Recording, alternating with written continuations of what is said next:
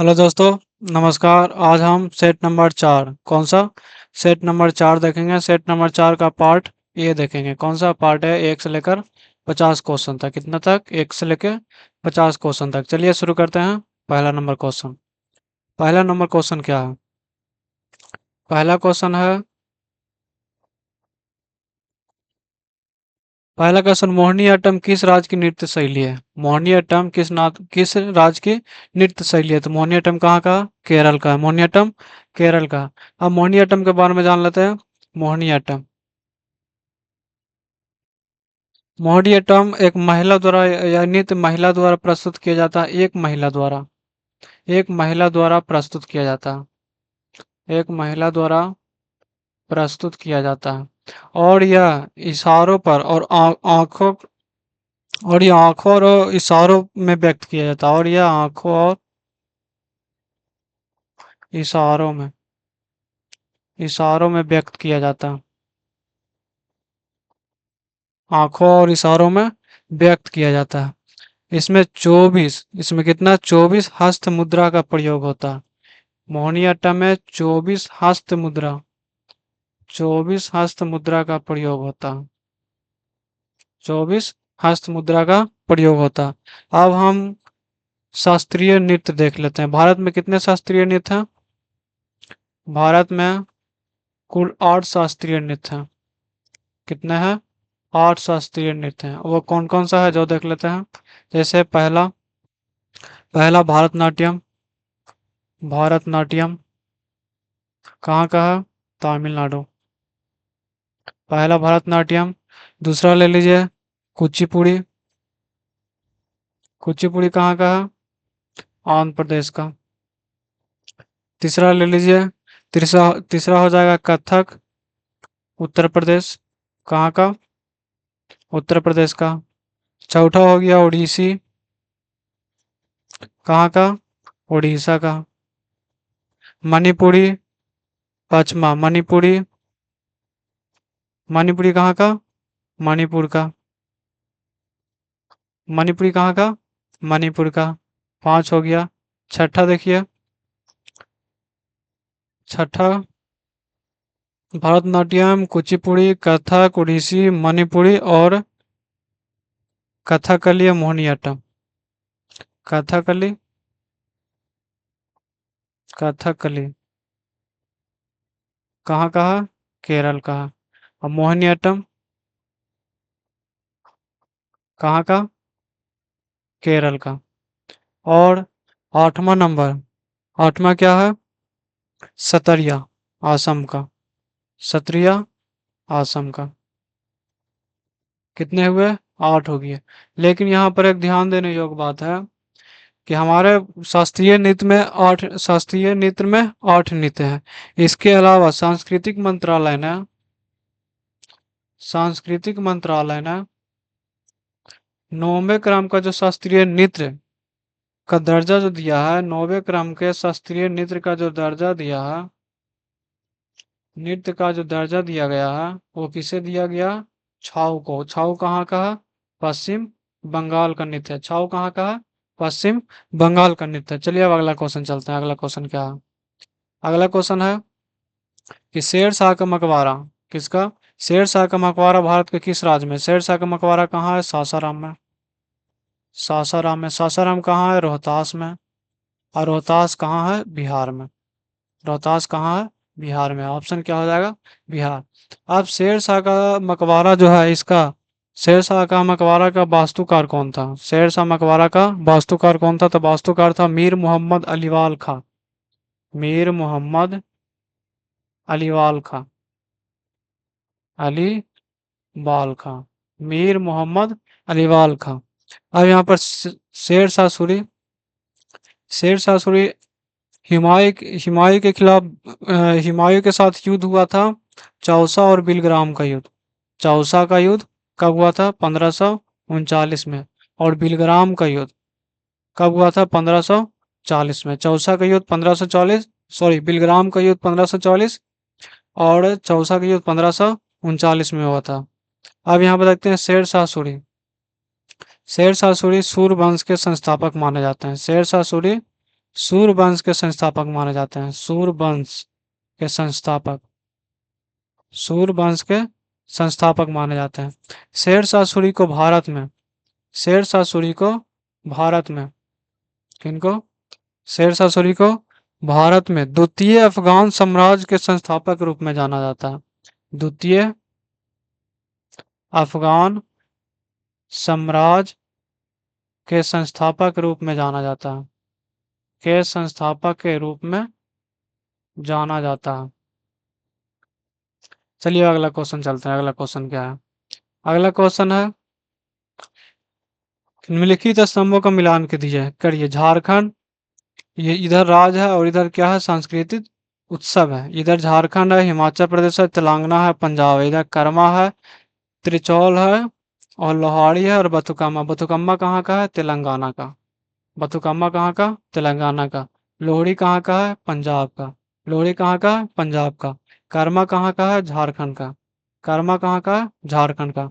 यानी ये का क्या हो जाएगा? एक हो जाएगा। ये का एक किसमें? ऑप्शन नंबर डी में। इसीलिए हमारा क्या हो जाएगा आंसर? ऑप्शन नंबर डी हो जाएगा।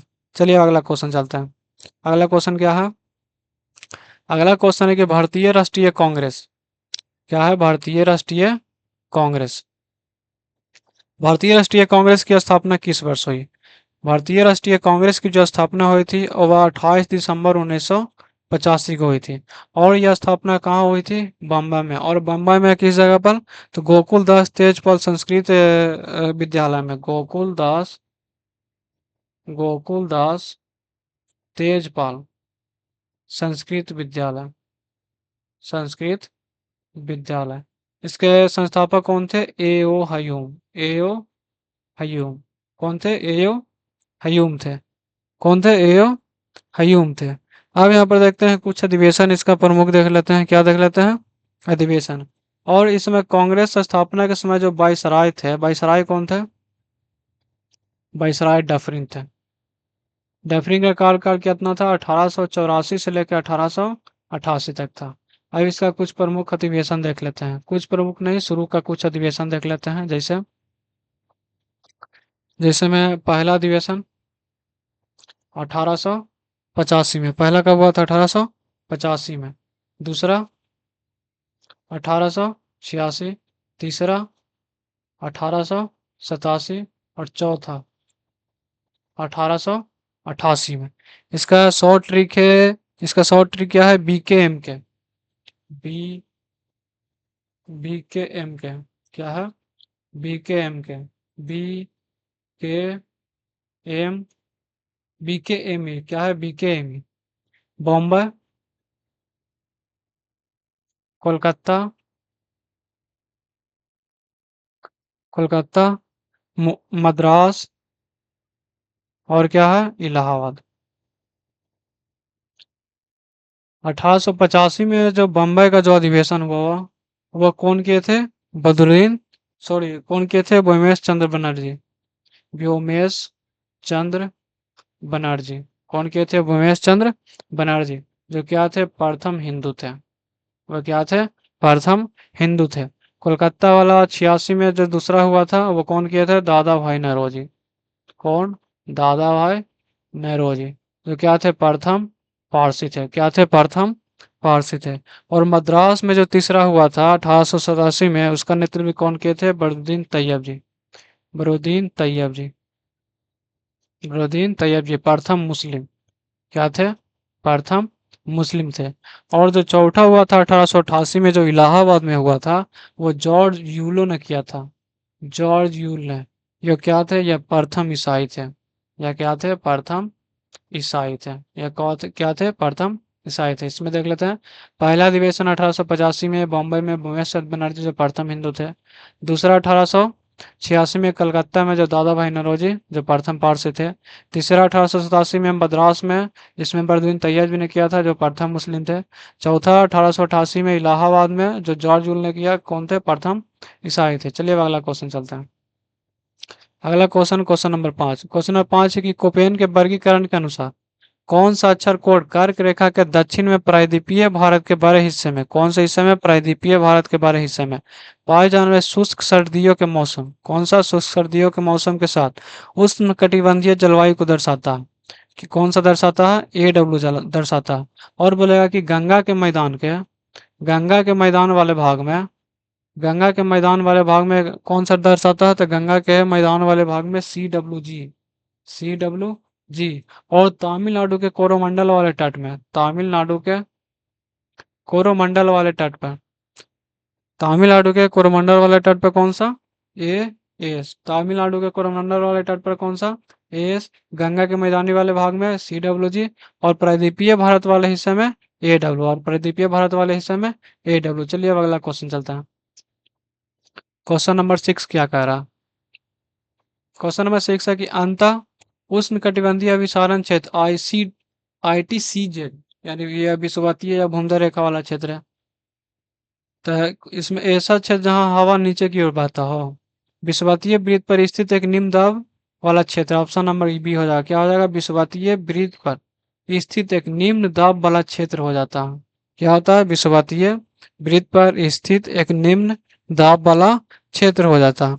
चलिए अब अगला क्वेश्चन, इसमें देखेंगे कि यह जो विषुवतीय पर स्थित एक निम्न दाब वाला क्षेत्र है, यह कौन कैसा है? यह व्यापारिक पवने है। यह कौन सा कैसा व्यापारिक, यह व्यापारिक पवने हैं। और व्यापारिक पवने ही क्या होती है? दक्षिणी पश्चिमी मानसून लाती है। दक्षिणी पश्चिमी दक्षिणी पश्चिमी मानसून लाती है, मानसून लाती है। व्यापारिक पवने ही दक्षिणी पश्चिमी मानसून लाती है। चलिए अगला क्वेश्चन, अगला क्वेश्चन है कि भारत में किस पंचवर्षीय योजना के बाद से राजकोषीय और आर्थिक सुधारों के साथ साथ उदारीकरण को अपनाया गया था?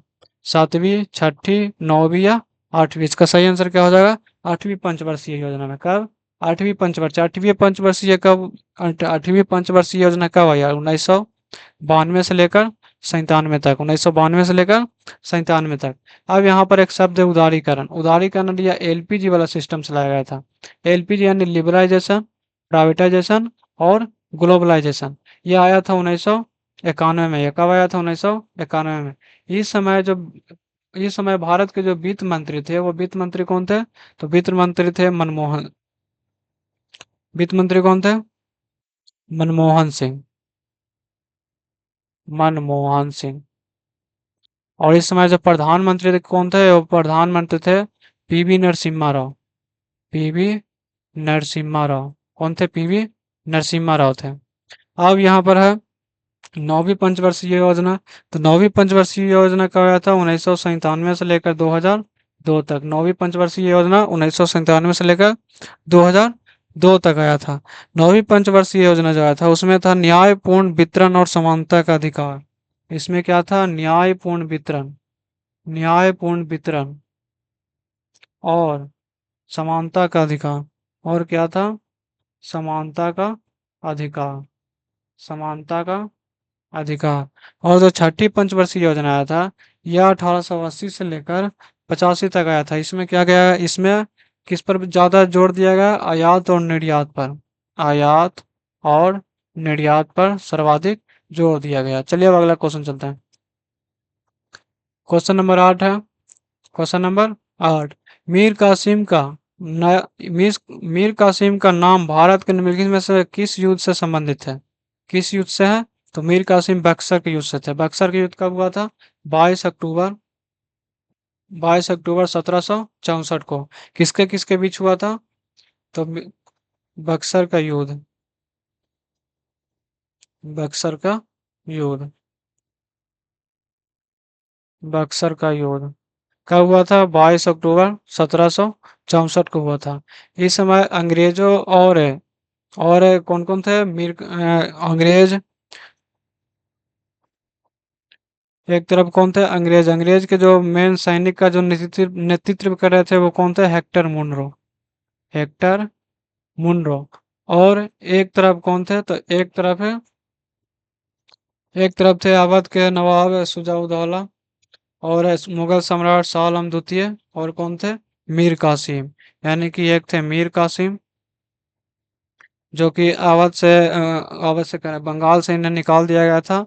और इनके बाद इस किन्हें बना दिया गया था? तो मीर कासिम को बना दिया, सॉरी मीर कासिम तो लड़ रहे थे, मीर जाफर को बना दिया गया था। मीर जाफर को बनाया गया था। यानी कि अगर बोले कि 1764 में बक्सर के युद्ध के समय जो बंगाल का जो नवाब था वो कौन था? मीर जाफर था। और मीर कासिम बक्सर का युद्ध लड़ा था, जो कि इसे कहाँ से, बंगाल के नवाब से निकाल दिया गया था। बंगाल के नवाब से पद से हटाकर पद से हटा दिया गया था। मीर कासिम अवध के नवाब कौन थे? सुजाउद्दौला। सुजाउद्दौला। और मुगल सम्राट शाह आलम द्वितीय। शाह आलम द्वितीय, इनके बीच हुआ था। और इसी के युद्ध में हेक्टर मुनरो जीत जाता है। और इसके बाद इलाहाबाद की दो संधि होती है। इसके बाद इलाहाबाद की दो संधि होती है। इलाहाबाद की दो संधि होती है। एक 12 अगस्त और एक 16 अगस्त। कब? 1765।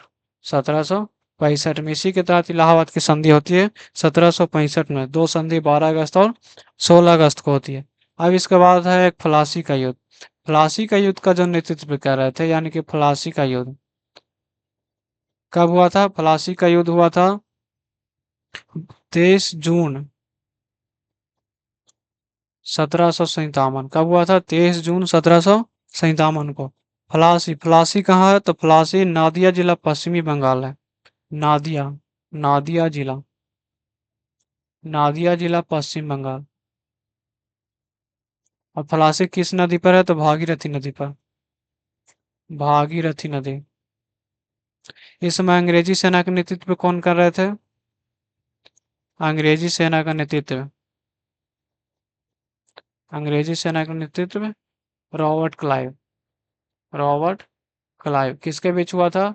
उस समय बंगाल का नवाब कौन थे? तो उस समय बंगाल का नवाब थे सिराजुद्दौला।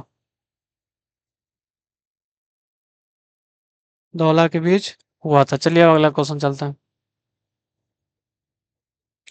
अगला क्वेश्चन है कि किसी भी अर्थव्यवस्था में जनता द्वारा संचित धन का आय का व्यय क्या होता है? शून्य होता है। किसी भी अर्थव्यवस्था में जनता द्वारा संचित धन का आय व्यय क्या होता है? शून्य होता है। चलिए अगला क्वेश्चन है कि यदि प्राथमिक घाटा और ब्याज के भुगतान दोनों को दुगना कर दिया जाए, यानी प्राथमिक घाटा और ब्याज दोनों को दुगना कर दिया जाए, तो राजकोषीय घाटा 100% से बढ़ जाएगी। तब राजकोषीय घाटा क्या हो जाएगी? 100% से बढ़ जाएगी।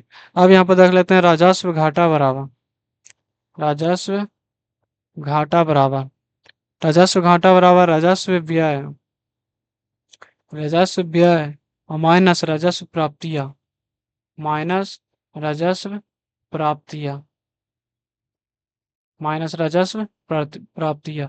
यानी राजस्व घाटा बराबर राजस्व व्यय माइनस राजस्व प्राप्तियां। चलिए अब अगला क्वेश्चन क्वेश्चन नंबर 11। क्वेश्चन 11, निम्नलिखित में से किसमें धारा के प्रवाह का विरोध मतलब क्या हो गया? प्रतिरोध। क्या हो गया? प्रतिरोध। क्या पूछ रहा? न्यूनतम होती है, यानी किसका प्रतिरोध न्यूनतम होता है? एक सुचालक की, एक अच्छे विद्युत रोधी में, एक कुचालक में, या एक उच्च प्रतिरोध में। तो धारा का जो यानी कि प्रतिरोध है वो सबसे ज्यादा किस में होता है? कुचालक में।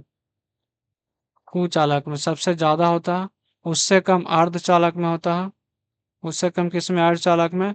और उससे कम किस में? चालक में। तभी तो करंट पास होती है। इसका आंसर क्या हो जाएगा? ऑप्शन नंबर न्यूनतम होती है तो चालक, एक सुचालक में। ऑप्शन नंबर क्या हो जाएगा? ए हो जाएगा। ऑप्शन नंबर ए हो जाएगा। अब इसी में ओम का नियम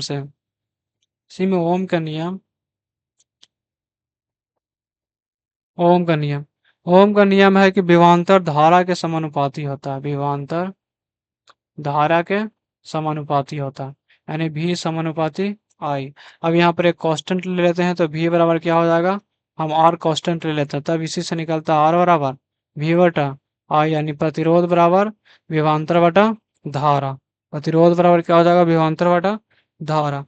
अगला क्वेश्चन चलिए। अगला क्वेश्चन है, किसी भोजन बनाने वाले पात्र के लिए सबसे अधिक वांछनीय गुण क्या होना चाहिए? यानी कि वो जिसमें हम खाना बनाते हैं वह कैसा होना चाहिए? तो उसमें निम्न विशिष्ट ऊष्माधारिता होना चाहिए। उसमें निम्न विशिष्ट ऊष्माधारिता और उच्च चालकता होना चाहिए। क्या होना चाहिए? निम्न विशिष्ट ऊष्माधारिता और उच्च चालकता होना चाहिए। अगर पूछ दे कि ऊष्मा का सबसे अच्छा चालक कौन सा है, तो वो पारा है। ऊष्मा का सबसे अच्छा चालक, ऊष्मा का सबसे अच्छा चालक, ऊष्मा का सबसे अच्छा चालक क्या है? तो वह पारा है। क्या है? पारा है। चलिए अब अगला क्वेश्चन चलते हैं। अगला क्वेश्चन है कि कोई स्वतंत्र रूप से गिरती हुई वस्तु अपनी चाल के प्रथम, द्वितीय और तृतीय खाली स्थान 99 सेकंड में दूरियों को किस प्रकार तय करके गमन करेगी? समानांतर श्रेणी में, ज्यामितीय श्रेणी में, या कोई भी सुपरिभाषित श्रेणी नहीं बनाती है, क्रमिक प्राकृतिक संख्याओं के वर्गमूल के अंतर के संगत श्रेणी बनाती है। यानी कोई स्वतंत्र रूप से गिरती हुई वस्तु अपनी चाल का प्रथम, द्वितीय और तृतीय के समानांतर श्रेणी बनाती है। कैसी बनाती है? समानांतर श्रेणी बनाती है। चलिए अगला क्वेश्चन चलते हैं, क्वेश्चन नंबर 14 की तरफ। क्वेश्चन नंबर 14 क्या कह रहा है? क्वेश्चन 14 है कि एक आयताकार कुंडली एक समान चुंबकीय क्षेत्र में घूम रही है। ठीक है। चुंबकीय क्षेत्र की दिशा कुंडली के तल के लंबवत है। कैसी है? तल के लंबवत है। यदि चुंबकीय क्षेत्र में गतिमान कुंडली की गति यानी स्पीड को अगर कम कर दिया जाए, किसको कम कर दिया? स्पीड कम कर दिया जाएगा तो उसका विभवांतर भी घट जाएगा। स्पीड कम कर दिया जाए तो चुंबकीय क्षेत्र को नष्ट कर देगी, प्रेरित विभवांतर बढ़ जाएगी या विभवांतर घट जाएगी। तो अगर धारा यानी कि उसकी कुंडली की अगर स्पीड को कम कर रहे हैं तो क्या हो जाएगा? उसका विभवांतर घट जाएगा, यानी कि प्रेरित विभवांतर क्या हो जाएगी? घट जाएगी। प्रेरित विभवांतर क्या हो जाएगी? घट जाएगी। इसमें फ्राइडे के नियम के अनुसार फ्राइडे के नियम के अनुसार फ्राइडे के नियम के अनुसार क्या है जो देखते हैं। जैसे इसमें क्या, यदि चुंबक की गति कुंडली के सापेक्ष अधिक या कम हो तो, यदि चुंबक की गति कुंडली के सापेक्ष कुंडली के सापेक्ष अधिक या कम हो तब केस वन। इसमें कहता है कि कुंडली से गुजरने वाली चुंबकीय बल रेखाओं की संख्या में कमी आ जाएगी। कुंडली से गुजरने वाली कुंडली से गुजरने वाली चुंबकीय बल रेखाएं चुंबकीय बल रेखाओं में क्या हो जाएगी? कमी आ जाएगी। क्या आ जाएगी? कमी आ जाएगी।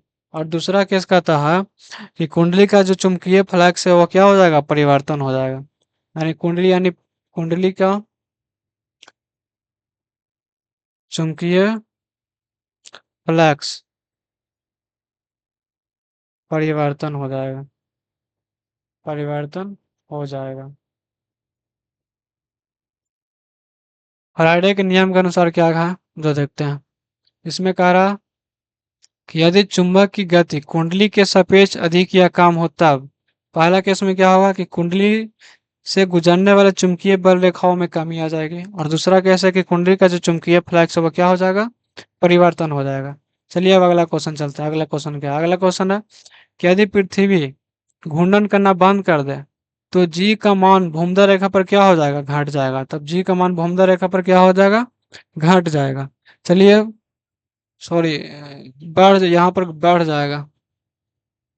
भूमध्य रेखा पर क्या हो जाएगा? जी का मान अथी पर घट रहा है भूमध्य रेखा पर, तब जी का मान क्या हो जाएगा? बढ़ जाएगा। जी का मान क्या हो जाएगा?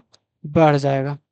अगला क्वेश्चन है कि फरवरी 2025 में आयोजित एक्स एक्स एक्यूबेरिन नामक सैन्य अभ्यास किस देश शामिल है? भारत, फ्रांस, भारत मालदीव, भारत नेपाल और भारत इंडोनेशिया। तब कौन कौन देश था? भारत और मालदीव। भारत और मालदीव के बीच एक था और एक्यूबेरिन और एक्यूबेरिन दो अभ्यास होते हैं, एक एकता होते हैं, एक एक्यूबेरिन है, तो उसी को लिखा गया एक्स एक्यूबेरिन। चलिए अब अगला क्वेश्चन चलते हैं। अगला क्वेश्चन, क्वेश्चन नंबर 7 कह रहा है कि 2 फरवरी 2025 तक के भारत के अनुसार 2 फरवरी 2025 तक के अनुसार भारत में रामसर स्थलों की कुल संख्या कितनी है? तो 2025 उस समय रामसर स्थल की कुल संख्या 89 थी और वर्तमान में कितना है, तो वर्तमान में अभी 91 है। और सबसे ज्यादा जो रामसर स्थल है, सबसे ज्यादा जो रामसर स्थल है वो कहाँ है, तमिलनाडु में। कहाँ है, तमिलनाडु में। अगर पूछे कि रामसर जगह कहाँ है, तो रामसर जगह कहाँ का है, ईरान का है। और रामसर कन्वेंशन हुआ था, कब हुआ था, 2 फरवरी 1971 को हुआ था। कब हुआ था, 2 फरवरी 1971 को हुआ था। और सबसे ज्यादा रामसर स्थल कहाँ, तमिलनाडु में। अगर पूछ दे कि सबसे छोटा रामसर स्थल कौन सा, तो रेणुका वेटलैंड है। सबसे छोटा रामसर स्थल, सबसे छोटा रामसर स्थल, सबसे छोटा रामसर स्थल, सबसे छोटा रामसर स्थल कहाँ है, रेणुका वेटलैंड। रेणुका वेटलैंड है, कहाँ है, हिमाचल प्रदेश में। कहाँ है, हिमाचल प्रदेश में। चलिए अब अगला क्वेश्चन चलते हैं। अगला क्वेश्चन क्या कह रहा है, अगला क्वेश्चन है,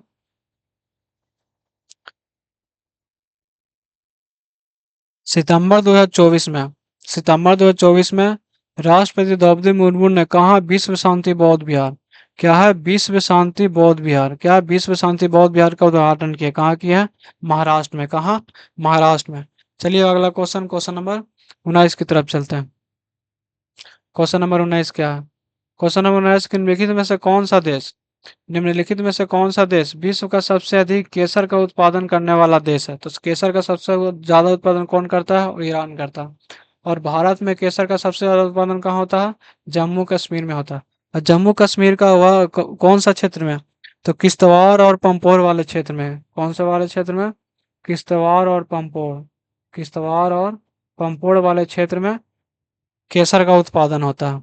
किसका, केसर का उत्पादन होता है। चलिए अब अगला क्वेश्चन, अगला क्वेश्चन क्या है, क्वेश्चन नंबर 20, भूकंप के केंद्र के, भूकंप के केंद्र के ठीक ऊपर पृथ्वी की सतह पर स्थित बिंदु को क्या कहते हैं। भूकंप के केंद्र के ठीक ऊपर पृथ्वी की सतह पर स्थित बिंदु को क्या कहते हैं, तब क्या कहते हैं, एपी सेंटर कहते हैं। क्या कहते हैं, एपी सेंटर। एपी सेंटर को हिंदी में क्या कहते हैं, अधिकेंद्र। क्या कहते हैं, अधिकेंद्र। और यह भूकंप केंद्र, भूकंप केंद्र वह केंद्र होता है जहां से भूकंप उद्भव होता है, जहां से क्या होता है, भूकंप उद्भव होता है, यानी भूकंप उद्भव होता है, यानी कि निकलता है। क्या होता है, निकलता है। अब भूकंप का अध्ययन को क्या कहते हैं, सिस्मोलॉजी। भूकंप के अध्ययन को क्या कहते हैं, सिस्मोलॉजी, सिस्मोलॉजी। भूकंप के अध्ययन को सिस्मोलॉजी। अब भूकंप की तीव्रता को मापते हैं सिस्मोग्राफ से। भूकंप की तीव्रता को किससे मापते हैं, सिस्मोग्राफ से। किससे, सिस्मोग्राफ से। इसे क्या कहते हैं, इसे रिक्टर स्केल भी कहते हैं। इसे रिक्टर स्केल भी कहते हैं। इसे क्या कहते हैं, रिक्टर स्केल भी कहते हैं। चलिए अगला क्वेश्चन, अगला क्वेश्चन है कि कौन सा गर्म जलधारा, कौन सा गर्म जलधारा, हमबोल्ट एक ठंडी जलधारा, फॉकलैंड ठंडी जलधारा, लेब्राडोर ठंडी जलधारा, और अल नीनो कौन सा है, यह गर्म जलधारा। अल नीनो कैसा है, यह गर्म जलधारा। अगर ठंडी जलधारा तो हमबोल्ट हो गया, फॉकलैंड हो गया, लेब्राडोर हो गया। और इसमें ठंडी जलधारा में कौन कौन सा आ जाएगा, कनारी, कनारी भी कैसी है, ठंडी जलधारा। कनारी भी कैसी है, ठंडी जलधारा। अल अल नीनो जो जलधारा है वो प्रशांत महासागर में पेरू तट से उत्पन्न होती है। यह प्रशांत महासागर, पश्चिमी प्रशांत महासागर, सॉरी पूर्वी प्रशांत महासागर के, कौन से, पूर्वी प्रशांत महासागर के पेरू तट से। कौन से तट से, पेरू तट से यह उत्पन्न होती है। और भारत में जो मौसम का जो पूर्वानुमान लगाया जाता है, इसी अल नीनो से लगाया जाता है। भारत में मौसम का पूर्वानुमान, पूर्वानुमान किससे लगाया जाता है, अल नीनो से ही लगाया जाता है। किससे लगाया जाता है, अल नीनो से ही लगाया जाता है। चलिए अब अगला क्वेश्चन, क्वेश्चन नंबर 22 चलते हैं। क्वेश्चन नंबर 22 है कि चावल उत्पादन में विश्व में प्रथम स्थान किसका है। तो चावल में चीन का है, चावल और गेहूं दोनों में चीन का है।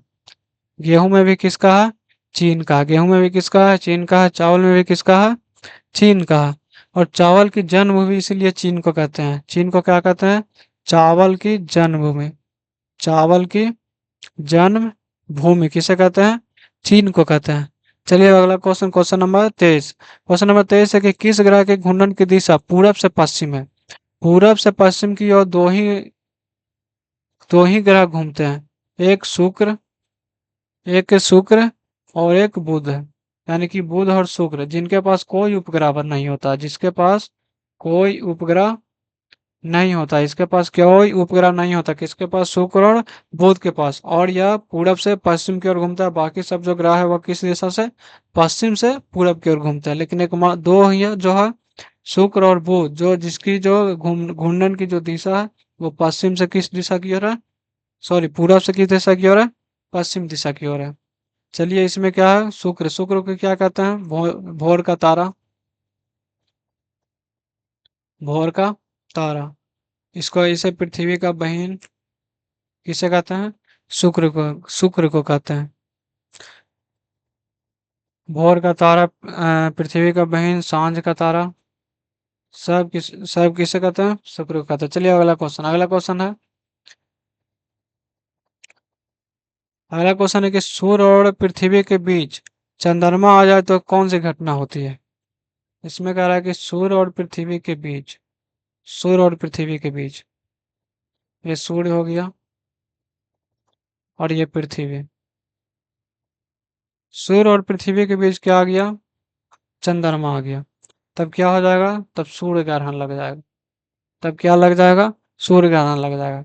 अगर बोले कि सूर्य और चंद्रमा के बीच पृथ्वी आ जाए, तब कौन सा, तब चंद्र ग्रहण लगता है। तब कौन सा लगता है, चंद्र ग्रहण लगता है। तब क्या लगता है, चंद्र ग्रहण लगता है। अब यहाँ पर जो सूर्य ग्रहण या चंद्र ग्रहण अगर लग जाए, तब पृथ्वी की कितनी छाया बनती है, 3 छाया बनती है। कितनी छाया बनती है, 3 छाया बनती है। जब सूर्य ग्रहण या चंद्र ग्रहण लग जाए, या तो सूर्य ग्रहण लग जाए या तो चंद्र ग्रहण लग जाए, तो पृथ्वी की 3 छाया बनती है। वो 3 छाया कौन कौन सी है, अंबारा, पेनम्बरा और अटुम्बा। अंबारा, पेनम्बरा और कौन सा है, अटुम्बा। अटुम्बा। चलिए अब अगला क्वेश्चन है, क्वेश्चन नंबर 25। क्वेश्चन नंबर 25 है कि काला पानी कहाँ अवस्थित है। काला पानी कहाँ है, तो काला पानी उत्तराखंड में है। काला पानी एक विवादित क्षेत्र है, किसके साथ है, नेपाल के साथ एक विवादित क्षेत्र है। काला पानी एक विवादित क्षेत्र किसके साथ है, नेपाल के साथ है। और काला पानी जेल बोलते हैं, काला पानी जेल, जिसे सेलुलर जेल भी कहते हैं। सेलुलर जेल यह कहाँ है, तो यह अंडमान निकोबार में है। अंडमान निकोबार में, कहाँ है, अंडमान निकोबार में। चलिए अब अगला क्वेश्चन चलता है। अगला क्वेश्चन क्या कह रहा है, निम्नलिखित में से किसने लखनऊ में सन 1857 के विद्रोह का नेतृत्व किया था। लखनऊ से कौन थे, तो लखनऊ से थे बेगम हजरत महल। लखनऊ से कौन, बेगम हजरत महल। यहाँ पर हजरत महल केवल है, कौन से, बेगम हजरत महल। इन्हें क्या नाम दे, इन्हें महक परी भी कहा जाता है। इन्हें महक परी भी कहा जाता है। इन्हें महक परी भी कहा जाता है। और कुंवर सिंह आरा से, और रानी लक्ष्मीबाई झांसी से, और तात्या टोपे कहाँ से थे, कानपुर से। तात्या टोपे कहाँ से थे, कानपुर से थे। कानपुर से तात्या टोपे और नाना साहब भी थे। तात्या टोपे और नाना साहब भी थे। 1857 की क्रांति, 1857 की क्रांति, 1857 की जो क्रांति हुई थी, किसके शासनकाल में हुआ था, कैनिंग के, किसके, कैनिंग, कैनिंग के शासनकाल में हुआ था। इसका प्रतीक क्या था, कमल और रोटी। इसका प्रतीक कमल और रोटी। इस समय जो ब्रिटेन के जो प्रधानमंत्री थे वो कौन थे, पामस्टन। उस समय ब्रिटेन के प्रधानमंत्री कौन थे, पामस्टन थे। अब यहाँ पर प्रधानमंत्री क्रांतिकारी का प्रतीक था कमल और रोटी। वायसराय उस समय कौन था, यानी कि कैनिंग था। चलिए अब अगला क्वेश्चन चलते हैं। अगला क्वेश्चन क्या कर रहा है, क्वेश्चन नंबर, आगे चलते हैं। अगला क्वेश्चन है कि अकबर ने पंचमहल का निर्माण जो खम्भों के लिए विख्यात है कहाँ किया था, फतेहपुर सीकरी में। कहाँ किया था, फतेहपुर सीकरी में किया था। और यह फतेहपुर सीकरी का जो गठन हुआ था, यानी कि स्थापना कब हुआ था, तो यह स्थापना 1571 में हुआ था। कब हुआ, 1571 में हुआ था। और फतेहपुर सीकरी को राजधानी अकबर बना दिया था कब? 1571 में ही। कब? 1571 में ही। पांचमहल, पांचमहल किसके लिए फेमस है? तो पांचमहल जो फेमस है वो खंभे के विख्यात के लिए या खंभों के लिए। किसके लिए? खंभों के लिए पंचमहल विख्यात है। किसके लिए है? खंभों के लिए विख्यात है। अब चलिए अगला क्वेश्चन। अकबर जो है 1585 में, 1585 में यह लाहौर को भी राजधानी बनाए थे, लाहौर को। कब? 1585 में अकबर ने लाहौर को भी राजधानी बनाया था। चलिए अगला क्वेश्चन, अगला क्वेश्चन क्या कह रहा है? अगला क्वेश्चन है कि केप ऑफ गुड होप के रास्ते भारत तक के समुद्री मार्ग की खोज किसने किया था? केप ऑफ गुड होप की जो खोज किए थे वो बार्थोलोमियस डियाज ने। बार्थोलोमियस डियाज। लेकिन यहाँ पर पूछ रहा है कि भारत तक के समुद्री मार्ग की खोज, तो भारत तक के समुद्री मार्ग का खोज किसने किया था? वास्को डी गामा ने। किसने किया था? वास्को डी गामा ने। वास्को डी गामा भारत कितना बार आए थे? 3 बार आए थे। भारत कितने बार आए थे? 3 बार आए थे। ये जो पहली बार जब भारत आए थे वास्को डी गामा, वो किस कौन सा डेट को आए थे? वो आए थे 17 मई को, 17 मई 1498। दूसरा बार आए थे 1502 में। और तीसरा बार कब आए थे? 1524 में आए थे। कब आए थे? तीसरा बार 1524 में आए थे। और यहाँ पर वास्को डी गामा केरल के कालीकट के, केरल के कालीकट के तट पर सबसे पहले आए थे, केरल के कालीकट तट पर। और यहाँ पर है क्रिस्टोफर्स कोलंबस। क्रिस्टोफर्स कोलंबस, ये क्रिस्टोफर्स कोलंबस जो है वो इटली का निवासी था। कहाँ का था? इटली का। कहाँ का? इटली का यह निवासी था। और एमुंडसन, एमुंडसन ने क्या खोजा? एमुंडसन ने, कोलंबस ने ही किसको खोजा था? कोलंबस ने रेड इंडियन कहा था अमेरिका को, या अमेरिका को खोज किया था, जिसे अमेरिका के लोगों को क्या बोला था? Red Indian, red Indian. और एम्यूडिसन, एम्यूडिसन ने क्या खोजा था? यह एम्यूडिसन ने दक्षिणी ध्रुव को खोजा था। एम्यूडिसन ने दक्षिणी ध्रुव को खोजा, दक्षिणी ध्रुव को खोजा था। चलिए अगला क्वेश्चन क्या करा? Question number 27। क्वेश्चन नंबर 27 है कि गैसों में ध्वनि किस प्रकार की तरंगों के रूप में प्रवाहित होती है? तो गैसों में ध्वनि, ध्वनि एक क्या है? अनुदैर्ध्य तरंग है। तो अनुप्रस्थ तो होगा नहीं, अनुप्रस्थ होगा नहीं, अनुदैर्ध्य तरंग है। और इसमें अनुदैर्ध्य अनुप्रस्थ दोनों है, तो इसका आंसर क्या हो जाएगा? अनुदैर्ध्य तरंगों के रूप में है। ध्वनि, गैसों में ध्वनि किस प्रकार की तरंगों के रूप में प्रवाहित होती है? अनुदैर्ध्य तरंगों के रूप में प्रवाहित होती है। अगला क्वेश्चन है कि जब प्रकाश की किरण अवतल दर्पण के ध्रुव पर तिर्यक रूप में अपरिवर्तित आपतित होती है, तो परावर्तित किरण पर क्या प्रभाव पड़ता है? यानी कि यह प्रकाश के परिवर्तन का यह क्या है? दूसरा नियम है। दूसरा नियम क्या कहता है? कोनाई बराबर कोनार बनते, कोनाई बराबर कोनार बनते हैं। और पहला नियम क्या है कि अपतित किरण, अपतित किरण और परावर्तित किरण, और परावर्तित किरण और अभिलाम, तीनों कौन सा? तीनों एक ही तल में होता है। तीनों एक ही तल में होता है। तीनों एक ही तल में होता है। चलिए अगला क्वेश्चन चलता है क्वेश्चन नंबर 31 की तरफ। क्वेश्चन नंबर 31 क्या कह रहा? किस धातु का मुद्रा के रूप में सर्वाधिक प्रयोग किया गया था? किसका किया गया? चांदी और सोना का किया गया। और सोना का सर्वाधिक जो मुद्रा के रूप में जब प्रयोग हुआ है वो किसके शासनकाल में हुआ है? तो वो किसके शासनकाल में? वो गुप्त काल में हुआ था। सोना का सबसे ज्यादा गुप्त काल में।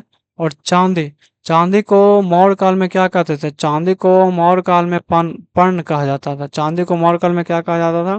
पर्ण कहा जाता था। अगर बोल दे कि सोना का सर्वाधिक जो प्रयोग किए थे सिक्के के रूप में, वो कौन किए थे? यूनानी द्वारा किया गया था। सोना का सबसे पहले मुद्रा के रूप में जो प्रयोग किए थे वो यूनानी के द्वारा किया गया था। और यह इंडो ग्रीक शैली में किए थे। और यह इंडो ग्रीक शैली में, कौन से शैली में? इंडो ग्रीक शैली में किए थे। और गुप्त काल में सोने के सिक्कों सबसे सबसे ज्यादा गुप्त काल में, और गुप्त काल में कौन सोने के सिक्कों को क्या कहा जाता था? दिनार कहा जाता था। चलिए अगला क्वेश्चन चलते हैं। अगला क्वेश्चन के कौन सुमेलित नहीं है? कौन सुमेलित नहीं है? चैल्कोपाइराइट्स, मैग्नेटाइट, या सिस्मोथोसाइट, या अर्जेंटाइट। यानी चैल्कोपाइराइड का CuFeS2, मैग्नेटाइट Fe3O4, सिस्मेथनोसाइड ZnCO3 या अर्जेंटाइन Na3AlFF6। इसका सही आंसर क्या हो जाएगा? इसका सही आंसर हो जाएगा ऑप्शन नंबर डी। क्या है? आसुमेलित है। क्या है? आसुमेलित है। अर्जेंटाइन का जो सूत्र होता है वो Ag2S होता है। क्या होता है? Ag2S होता है। अर्जेंटाइन या किसका यस्क है? यह सिल्वर का यस्क है। या किसका यस्क है? सिल्वर का यस्क है। चलिए अगला क्वेश्चन क्या करा? अगला क्वेश्चन नंबर 33 है कि दो परमाणुओं को समस्थानिक कब कहा जाएगा? इसमें दो तरह का, एक समस्थानिक एक समभारिक होता है। इसमें दो तरह का, एक समस्थानिक और एक समभारिक होता है। समभारिक बोरा यानी कि इसका भार समान और परमाणु संख्या भिन्न भिन्न, परमाणु संख्या भिन्न भिन्न। इसमें इसका अपोजिट, इसमें परमाणु संख्या समान, परमाणु संख्या समान, और इसका जो परमाणु भार है वो कैसा हो जाएगा? भिन्न भिन्न हो जाएगा। अब इसमें क्या पूछ रहा है? समस्थानिक के पूछ रहा है, यानी परमाणु संख्या तो समान हो जाएगा लेकिन परमाणु भार क्या हो जाएगा? भिन्न भिन्न हो जाएगा। इसमें क्या है? समस्थानिक है, उसका परमाणु क्रमांक तो समान हो जाएगा लेकिन उसका द्रव्यमान संख्या यानी कि परमाणु संख्या क्या है? भिन्न है। ऑप्शन नंबर क्या हो जाएगा? ए हो जाएगा। चलिए अब अगला क्वेश्चन चलते हैं। क्वेश्चन नंबर आ क्या कह रहा है? अगला क्वेश्चन है कि संयुक्त राष्ट्र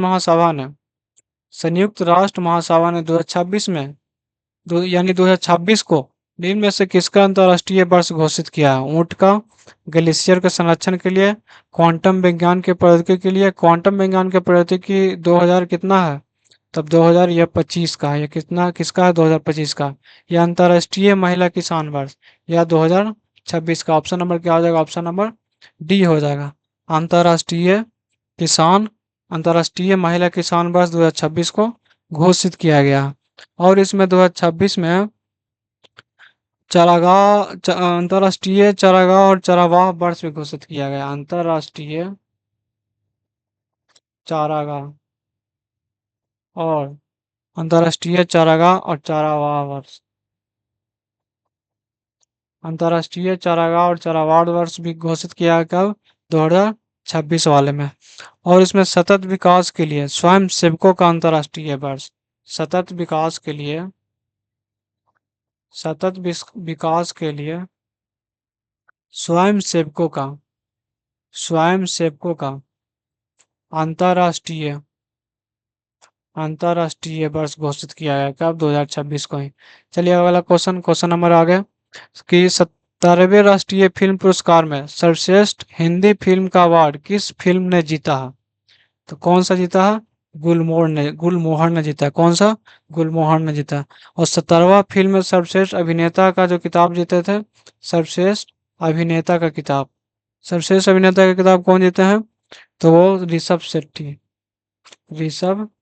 सेठी। उनका मूवी कौन सा था? वह कंतारा था। उनका मूवी कौन सा? कंतारा था। चलिए अगला क्वेश्चन है क्वेश्चन नंबर 36। हाल ही में इंग्लिश चैनल को अकेले तैरकर पार करने वाले सबसे उम्र दराज व्यक्ति कौन थे? यानी कि सबसे उम्र दराज भारतीय कौन थे? तो वे कौन थे? अनुनैया प्रसाद, विभा भूषण, सिद्धार्थ अग्रवाल या आरती शाह। तो इसका सही आंसर क्या हो जाएगा? Option number C. कौन थे? सिद्धार्थ अग्रवाल।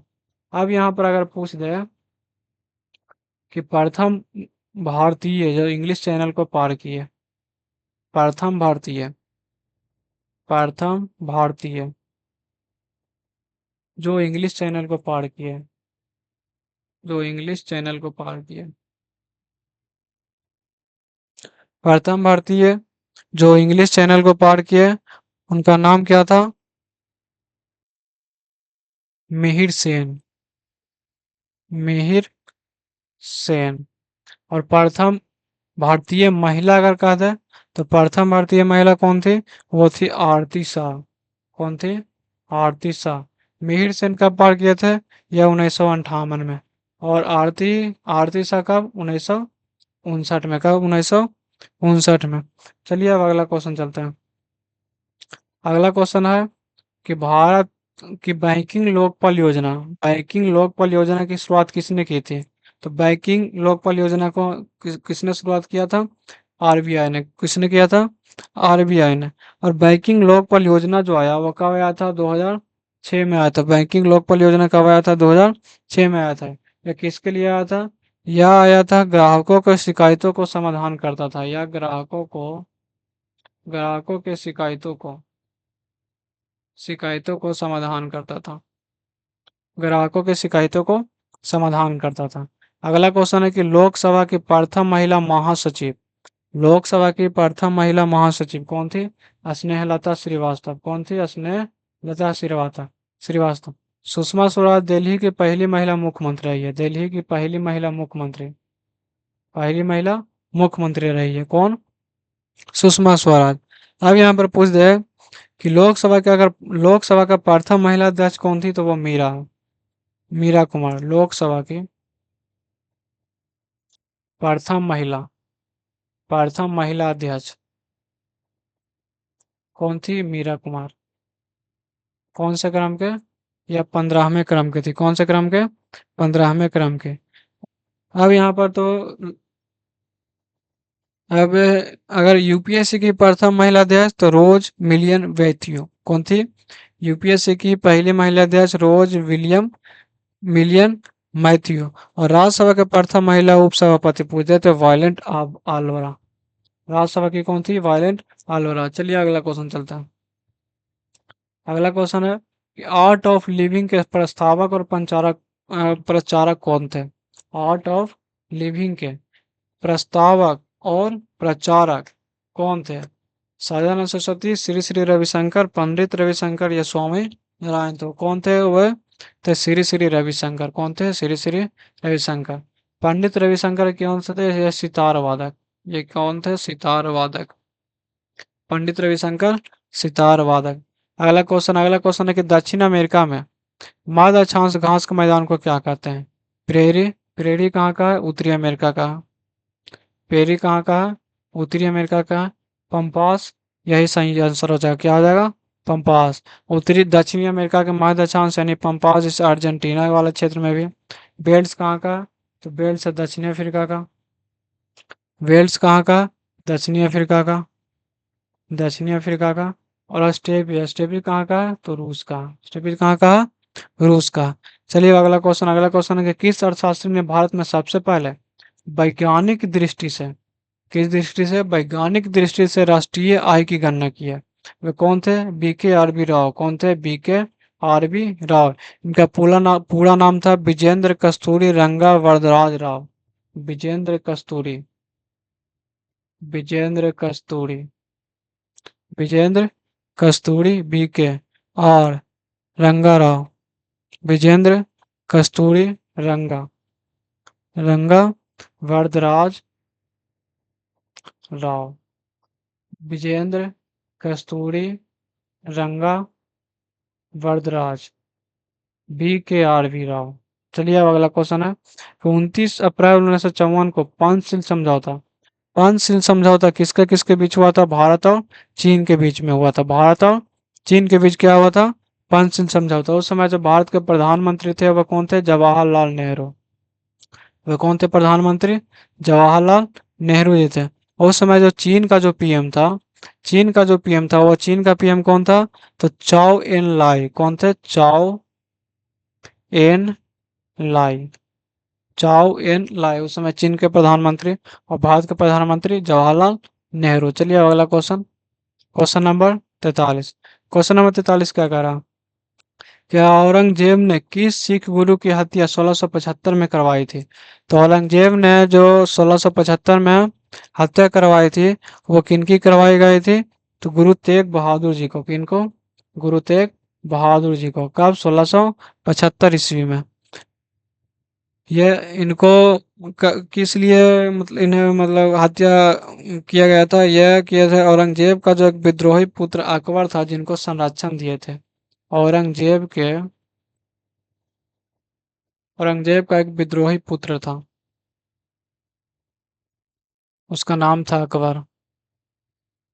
इसी को संरक्षण दिए थे। तब गुरु तेग बहादुर को औरंगजेब ने मरवा दिया था।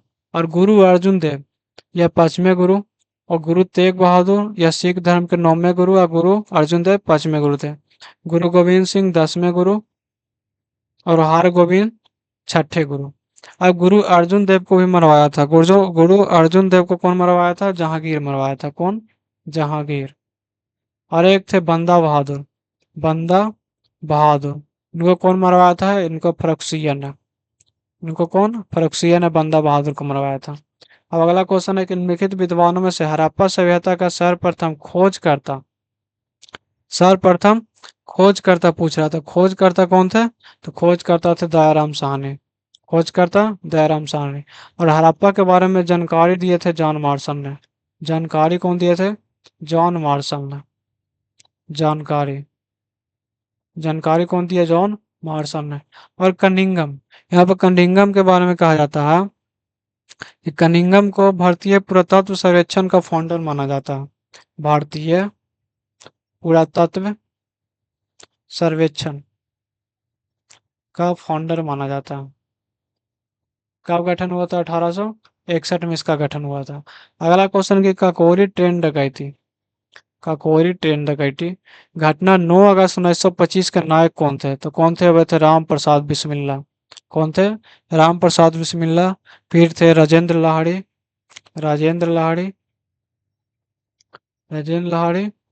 और कौन थे? अशफाक उल्ला खां, अशफाक उल्ला खां। राम प्रसाद बिस्मिल्ला, राजेंद्र लाहिड़ी, अशफाक उल्ला खां, रोशनलाल, रोशनलाल। काकोरी ट्रेन डकैती है, वर्तमान में यूपी सरकार ने इसे काकोरी ट्रेन एक्शन कर दिया। काकोरी ट्रेन एक्शन कर दिया गया। किसे? काकोरी ट्रेन को, डकैती को क्या किया कर दिया गया? काकोरी ट्रेन एक्शन कर दिया गया था, कर दिया गया है। वर्तमान में क्या किया? यह जो काकोरी ट्रेन जो था एक्शन, वो कहाँ हुआ था? यह गोरखपुर के पास हुआ था। कहाँ? गोरखपुर, गोरखपुर, गोरखपुर कहाँ? यूपी में। चलिए अगला क्वेश्चन है क्वेश्चन नंबर 46। क्वेश्चन नंबर 46 है कि भारतीय संविधान के भाग 4 में दिए गए निर्देशिक सिद्धांतों में निम्न में से कौन सा सूचीबद्ध है? समान कार्य के लिए समान वेतन, यह आर्टिकल नंबर कौन सा? 38 का डी, 39 का डी है, 39 का डी। समान निगरानी संहिता आर्टिकल नंबर कौन सा है? 44 है। छोटे परिवार का मानदंड यह नहीं है। प्राथमिक स्तर पर मातृभाषा में शिक्षा, यह कौन सा आर्टिकल था? यह 350 के का था। अब यहाँ पर ऑप्शन क्या था? ऑप्शन नंबर बी, 1 और 2 आंसर इसमें क्या हमारा सही है। डीपीएसपी या डीपीएसपी के बारे में पहले ही बता चुके हैं, आयरलैंड के संविधान से लिया गया, आयरलैंड ने स्पेन के संविधान से लिया गया। डीपीएसपी चौथे भाग में है। डीपीएसपी का जो आर्टिकल है वो 36 से 51 तक है। डीपीएसपी का जो आर्टिकल है वो कितना से कितना तक है? 36 से 51 तक है। चलिए अब अगला क्वेश्चन है क्वेश्चन नंबर 47, 47। 47 के निम्नलिखित में से कौन सा कथन सही है? लंबे समय तक सूर्य के प्रकाश के संपर्क में रहने के कारण सिल्वर क्लोराइड धूसर हो जाता है। इसका कारण है सिल्वर क्लोराइड के अपघटन से, सिल्वर के निर्माण के कारण, सिल्वर क्लोराइड के उदरपातन के कारण, सिल्वर क्लोराइड से क्लोरीन गैस का अपघटन के कारण, या सिल्वर क्लोराइड के ऑक्सीकरण के कारण। तो इसका सही आंसर क्या हो जाएगा? इसका सही आंसर हो जाएगा ऑप्शन नंबर बी हो जाएगा। क्या हो जाएगा? ऑप्शन नंबर बी, 1 और 3। 1 और क्या है? 3 हमारा सही है। चलिए अगला क्वेश्चन क्या कर रहा है? अगला क्वेश्चन है कि एक पदार्थ एक्स का उपयोग सफेदीकरण के लिए, जैसी बोल दे सफेदीकरण के लिए, तो वो कौन सा होता है? बुझा हुआ चून। क्या होता है? बुझा हुआ अच्छा सॉरी, सफेदीकरण में किया जाता है। और इसे हवा के अनुपस्थिति में चूना पत्थर को गर्म गर्म करके प्राप्त किया जाता है। गर्म कर कर प्राप्त किया जाता है। तो कौन सा हो जाएगा? CaO। CaO को क्या कहते हैं? क्यूकलाइन भी कहते हैं। और CaCaOCl2 या ब्लीचिंग पाउडर है, जिसका रासायनिक नाम क्या है? इसका रासायनिक नाम है कैल्शियम क्लोराइड। क्या है? Calcium chloride. और CaOH का होल्ट, जिसे क्या कहते हैं? कैल्शियम हाइड्रोक्साइड, जिसे बुझा हुआ चूर्ण भी कहते हैं। इसका सही आंसर क्या हो जाएगा? ऑप्शन नंबर सी है। अगला क्वेश्चन है कि आवाज सारणी में बाएं से दाएं जाने पर, यानी कि आवाज सारणी में बाएं से दाएं जाने पर धात्विक गुण क्या होगा, तो धात्विक गुण क्या हो जाएगा, घट जाएगा। धात्विक गुण घट जाएगा। धात्विक गुण के अलावा परमाणु आकार भी घट जाएगा। परमाणु आकार, परमाणु आकार भी क्या हो जाएगा, घट जाएगा। यानी जो इधर घटेगा वही नीचे, यानी कि बाढ़ के समय में ऊपर से नीचे जाने पर यह बढ़ जाएगा। जो इधर से घटेगा वहीं इधर की ओर क्या हो जाएगा, बढ़ जाएगा। अगला question, question number 50। Question number 50 है कि रक्त में प्रतिस्पंदन पदार्थ कौन सा है। तो रक्त में प्रतिस्पंदन पदार्थ कौन सा है, वह हिपेरिन। कौन सा है, हिपेरिन है। हिपेरिन। प्राइविनोजोन, यहाँ पर एक ऑप्शन है प्राइविनोजोन। प्राइविनोजोन क्या है, एक प्रोटीन है। प्राइविनोजोन है क्या, एक प्रकार का क्या है, प्रोटीन है। अगर प्राइविनोजोन निकाल, यानी कि इससे अगर प्रोटीन निकाल लिया जाता है तो बचे हुए शेष हिस्सा को क्या कहते हैं, तो सीरम कहते हैं। बचे हुए शेष हिस्सा को क्या कहते हैं, सीरम कहते हैं। रक्त एक तरल संयोजी उत्तक है। रक्त क्या है, तरल संयोजी उत्तक है। तरल संयोजी उत्तक है। रक्त कैसा है, तरल संयोजी उत्तक है। एक वयस्क मनुष्य में रक्त कितना होता है, लगभग 5 से 6 लीटर होता है। एक वयस्क मनुष्य में रक्त कितना होता है, 5 से 6 लीटर होता है। चलिए अब अगले वीडियो में क्वेश्चन नंबर यानी कि पार्ट बी से देखेंगे कॉमन से। तब तक के लिए थैंक यू एवरीवन। चलिए।